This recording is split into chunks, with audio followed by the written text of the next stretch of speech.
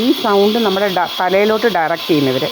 എന്നിട്ട് നമ്മുടെ തല ഒറ്റ നിമിഷം കൊണ്ടാണ് നമ്മളിങ്ങനെ തല പെരുക്കുന്നത് ഈ സൗണ്ടിനാണ്. ഒറ്റ നിമിഷം കൊണ്ട് നമ്മുടെ തല ഇങ്ങനെ അങ്ങ് പെരുക്കും ഈ സൗണ്ട്. ഇത് നമ്മുടെ തലയിലോട്ട് ഡയറക്റ്റ് ചെയ്യും ഇവർ. ഇങ്ങനെ പല പല വേലകളാണ്. അതിനാണ് ഇങ്ങനെ വന്ന് ഫോണും പിടിച്ചിങ്ങനെ നിൽക്കും. നമ്മുടെ തലയിലോട്ടാണ് ഇത് ഡയറക്റ്റ് ചെയ്യുക. എന്നിട്ട് നമ്മുടെ സെർവിക്കൽ സ്പൈനിലോട്ട് അടിക്കുക. നമ്മുടെ പെടലിക്ക് നമ്മുടെ എല്ലുകളെല്ലാം എന്ന് വെച്ച് കഴിഞ്ഞാൽ ഈ സൗണ്ട് വെച്ചാണ്, ഇതുപോലത്തെ സൗണ്ട് വെച്ചാണ് നമ്മുടെ കിഡ്നിയിലെ സ്റ്റോൺ ഇതാക്കുന്നത്. മനസ്സിലായില്ലേ? അൾട്രാസോണിക് ഇൻഫ്രാസോണിക് സൗണ്ട് എന്ന് പറയുന്ന സാധനം.